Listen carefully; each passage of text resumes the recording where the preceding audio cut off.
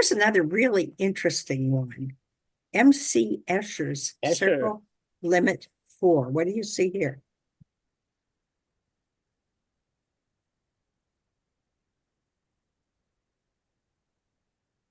Nobody sees anything. You said we were bat crazy. I see bats. Me Okay. too. Anybody see anything else?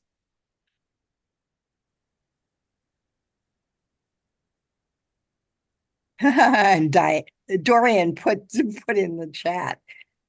He sees what he sees is interesting, yes, and that's what I see as well.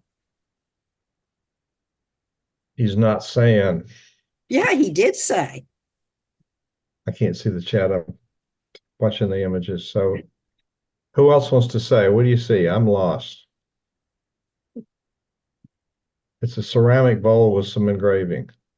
That's one way you can look at it, certainly.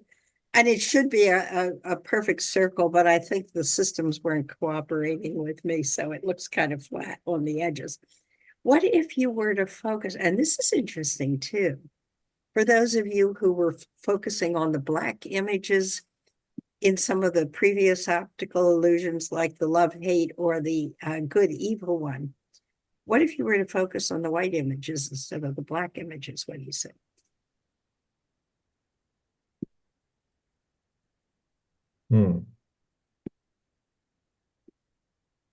This one's tough. I see like a puppet, like a Russian, like a puppet like that, but I don't see clear enough. It looks like one of those, dolls into dolls, but in white behind, or Buddha or something, and then the top, the beds.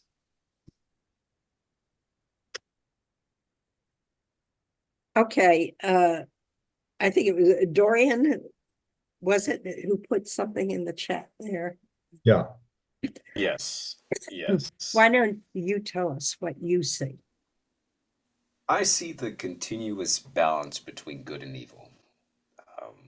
That for every good action, there's also an equal and opposite reaction, as in a bad action and a good action. That if you were to focus on the white ones, you would see an angel. If you were to focus on the dark ones, you would see a demon.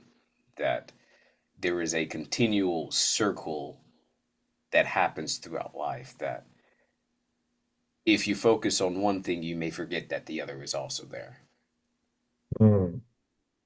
If you turn the circle 15 degrees, you'll see instead of the angel on top, the demon on top. And every time you turn it, you get a different top-bottom relationship. That's probably true, and I haven't played with that, but I may do it when I have a chance.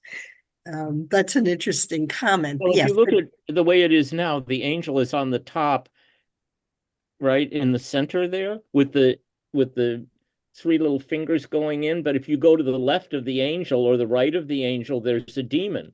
So if you just switch it that little bit, the demon then overpowers the angel, or so it's good and evil, but it's who's on top.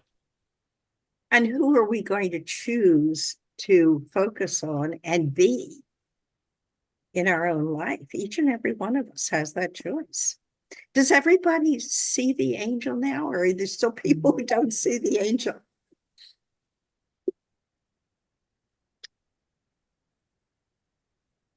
I had one woman look at this, and she practically walked out of my workshop. She said she could not stand looking at this thing. So I don't know what it was doing to her. She obviously was seeing the devils or the bats or whatever word you want to put on those black images there. And she was, I guess, terrified. To me, that was interesting. I think she did stay. We kind of moved on to the next one. How many more do we have here? We got two more. Two more. Sure. Anybody have anything else they want to say about this one? There's lots of little people that are following the bigger one. So there are both smaller demons and smaller angels. Is to the outside of the bigger ones in the center. Yeah. But that's an interesting observation too. So then you've got the power people in the center.